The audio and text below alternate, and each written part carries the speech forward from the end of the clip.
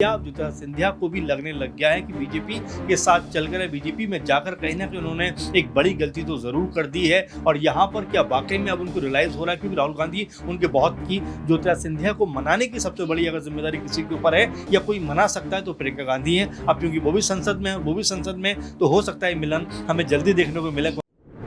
संविधान दिवस के मौके पर हमें एक तस्वीर दिखाई दी। ये तस्वीर पुरानी दुश्मनी को भुलाती हुई नजर आई, वो दुश्मनी जिसके आधार पर भारतीय जनता पार्टी का दामन थामने के लिए मजबूर हो गए थे ज्योतिरादित्य सिंधिया। आज वही दुश्मनी भूलकर राहुल गांधी के साथ लोकसभा संसद के अंदर नजर आए। वो तस्वीरें ये दर्शाती हुई नजर आई कि क्या ज्योतिरादित्य सिंधिया अब राहुल गांधी से हाथ सिर्फ संसद के अंदर नहीं बल्कि अब मध्य प्रदेश में यही हाथ मिलाना बीजेपी का बना बनाया खेल भी बिगाड़ सकता है। अब ज्योतिरादित्य सिंधिया को लेकर संकेत मिलने लगे हैं कि क्या कांग्रेस में वापसी के विचार बनाए जा रहे हैं। कुछ मिनटों की मुलाकात और कई सवाल खड़े करती हुई नजर आ रही है। 2020 का वो समय जब ज्योतिरादित्य सिंधिया अपने समर्थक विधायकों के साथ बीजेपी में चले जाते हैं। बीजेपी में जाने के बाद ज्योतिरादित्य सिंधिया और राहुल गांधी की नजदीकियां इस कदर नहीं देखने को मिली।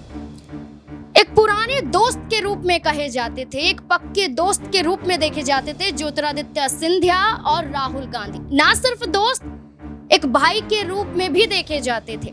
मध्य प्रदेश में ज्योतिरादित्य सिंधिया और राहुल गांधी की जोड़ी ही कमाल कर पाती थी। लेकिन आज वो समय आ गया है कि राहुल गांधी अलग दिखाई दिए, ज्योतिरादित्य सिंधिया अलग नजर आए। लेकिन इस तस्वीर ने एक बार फिर से उन्हीं पुरानी दुश्मनी को भुलाते हुए ये संकेत दे दिया है कि यह हाथ मिलाना दर्शाता है कि कांग्रेस पार्टी में आने के लिए कहीं ना कहीं जिज्ञासु खुद ज्योतिरादित्य सिंधिया नजर आ रहे हैं। ऐसी क्या मजबूरी हो सकती है? क्या सीएम पद ना मिलना या बीजेपी में अपमान सहना, ये क्या बड़ी वजह हो सकती है? क्या ज्योतिरादित्य सिंधिया वाकई कांग्रेस पार्टी में वापसी करने वाले हैं? जो विपक्ष की तरफ से दावे किए जा रहे हैं, क्या ये दावे सच साबित होते हुए नजर आएंगे? तमाम सवाल बनते हैं एक तस्वीर से जुड़े हुए। मेरे साथ मेरे वरिष्ठ सहयोगी अमन सर मेरे साथ मौजूद हैं। सर, आपका बहुत बहुत स्वागत है। सर, वो तस्वीर आपने भी देखी होगी जब राहुल गांधी और ज्योतिरादित्य सिंधिया हाथ मिलाते हुए नजर आ रहे थे। ये भी कहा गया कि ज्योतिरादित्य सिंधिया ने खुद राहुल गांधी को नमस्कार किया और उसके बाद बातचीत भी हुई, लेकिन इसका कोई अर्थ नहीं निकल पाया। लेकिन अब इस तस्वीर को लेकर ये कहा जा रहा है कि ज्योतिरादित्य सिंधिया मजबूर हो रहे हैं कांग्रेस पार्टी में वापसी को लेकर। इस तस्वीर को लेकर आपके मन में क्या मायने निकल कर सामने आते हैं? देखिए, पहली बात तो एक शेर मुझे ख्याल आता है कि दुश्मनी जम के करो मगर ये ख्याल रहे कि जब कभी दोस्त बने तो फिर शर्मिंदा ना होना पड़े। अब जरा देखिए कि जब से ज्योतिरादित्य सिंधिया राहुल गांधी से अलग हुए, कांग्रेस पार्टी से अलग हुए, एक बार भी उन्होंने राहुल गांधी का नाम लेकर, प्रियंका का नाम लेकर या फिर गांधी परिवार का नाम लेकर कोई भी कमेंट कटाक्ष नहीं किया है।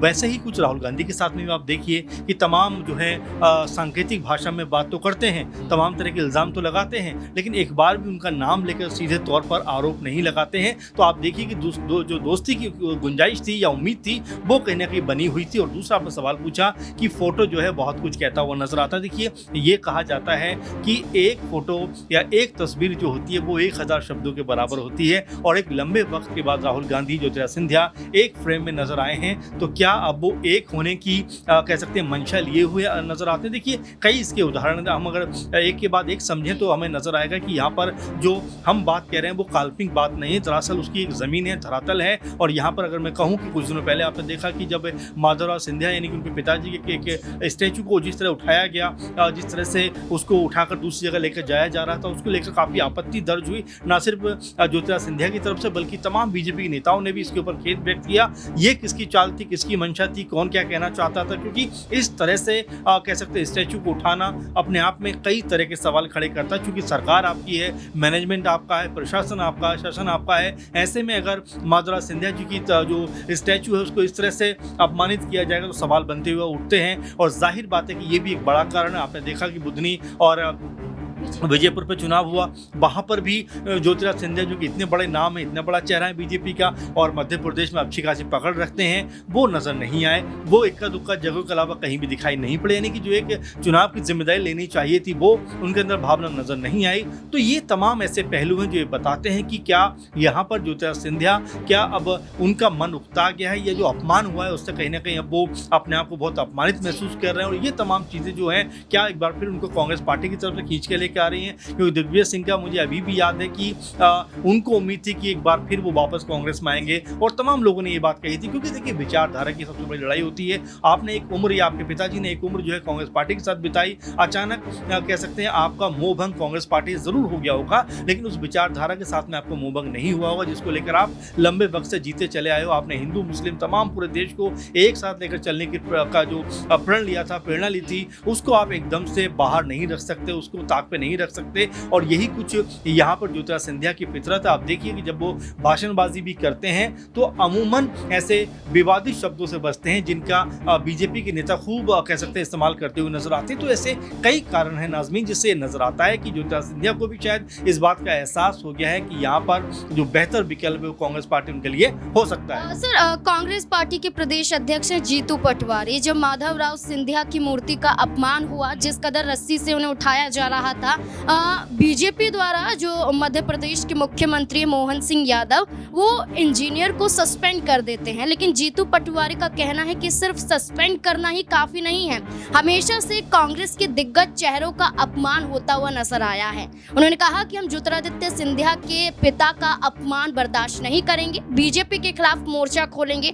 अब जीतू पटवारी भी कहीं ना कहीं संकेत दे रहे हैं कि हम ज्योतिरादित्य सिंधिया के साथ हैं, लेकिन सिंधिया की खामोशी भी कई बड़े सवाल खड़े कर रही थी कि अगर वो इस मुद्दे पर विवादित बयान देते हैं या खिलाफ में बयान देते हैं तो बीजेपी कहीं ना कहीं नाराज हो जाएगी। क्या यही वजह यहाँ पर नजर आती है?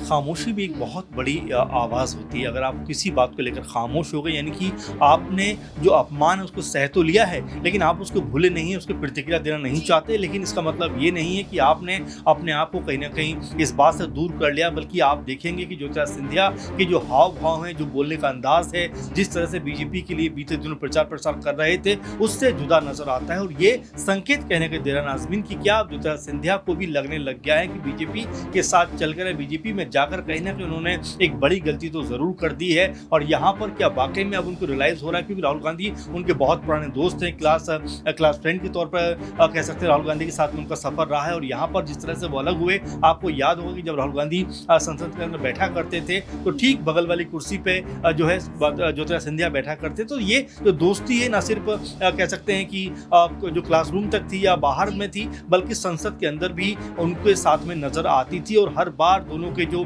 चेहरे थे वो एक अलग तरह की मुस्कान बिखेरते हुए नजर आते थे। वो मुस्कान लगता है ऐसा कि ज्योतिरादित्य सिंधिया के चेहरे से कहीं ना कहीं गायब हो गई या खत्म सी हो गई है। हो सकता है कि राहुल गांधी ने उनको यही बात कही हो कि भाई आप आइए, दोबारा आपका स्वागत, अगर आप आना चाहेंगे तो हम आपके दरवाजे बंद नहीं करेंगे, क्योंकि आप एक पुराने हमारे साथी। और देखिए दूसरी महत्वपूर्ण बात की प्रियंका गांधी भी अब जो है संसद के अंदर पहुंच गए। प्रियंका गांधी को लेकर हमेशा ये बात कही जाती है कि जहां ना पहुंचे कभी वहां पहुंचे प्रियंका, यानी कि जहां जो कह सकते हैं कि जिस तरह से हम देखते हैं कि अगर हम प्रियंका की बात करें तो सचिन पायलट को उन्होंने मनाया, तमाम ऐसी चीज़ें हुई जिसको लेकर प्रियंका गांधी हर कह सकते हैं कि मोड़ पर अपने भाई के लिए सबसे बड़ा शस्त्र बन के खड़ी हुई, अस्त्र बन के खड़ी हुई। और हमेशा उन्होंने अपने भाई को प्रोटेक्ट किया, पार्टी को प्रोटेक्ट किया। और यही बात है हमेशा कि ज्योतिरादित्य सिंधिया को मनाने की सबसे बड़ी अगर जिम्मेदारी किसी के ऊपर है या कोई मना सकता है तो प्रियंका गांधी है। अब क्योंकि वो भी संसद में है, वो भी संसद में, तो हो सकता है मिलन हमें जल्दी देखने को मिले कांग्रेस पार्टी के साथ में सिंधिया का, क्योंकि सिंधिया भी उस मन से या उस भाव के साथ में बीजेपी के साथ नजर नहीं आते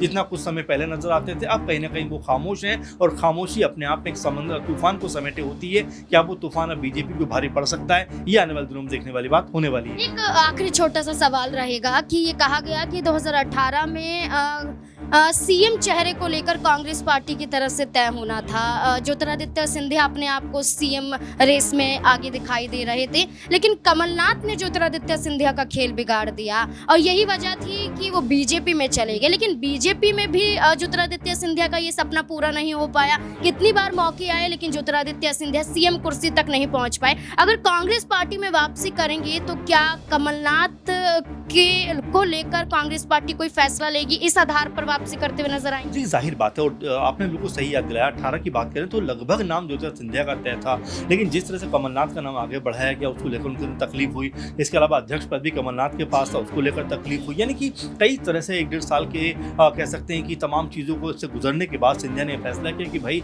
अब मुझे कांग्रेस पार्टी के साथ नहीं रहना है, मुझे अलग होना है और बीजेपी के अंदर जाकर शामिल हो गए। लेकिन देखिए, मैं विचारधारा की बात कर रहा था कि जितने कह सकते हैं समय तक उनके वो और उनके पिता और उनका पूरा लगभग कुनबा विचारधारा के साथ में जुड़ा रहा, उसको छोड़ना आसान नहीं था। और यही वजह है कि बीजेपी के अंदर रहकर भी ज्योतिरादित्य सिंधिया बीजेपी के जैसे नहीं बन पाए, वैसे भड़काऊ भाषण नहीं देते हैं, विवादित बोल नहीं बोलते हैं, अक्सर विकास की बात करते हैं, बेहतर होने की बात करते हैं। ये तमाम चीज़ें जो है उनको बीजेपी से एक अलग थलग धड़े में बांटती हैं और यहाँ पर राहुल गांधी की जो सोच है उसके साथ में वो कदम से कदम शायद मिला सकते हैं। और जिस तरह से एक तस्वीर के अंदर नजर आए हैं, एक पार्टी के अंदर नजर आएंगे, ये मेरे ख्याल से हो सकता है आने वाले दिनों में बहुत जल्दी होता हुआ नजर आए। एक तस्वीर हमने देखी जहां लोकसभा के अंदर राहुल गांधी और ज्योतिरादित्य सिंधिया हाथ मिलाते हुए नजर आए।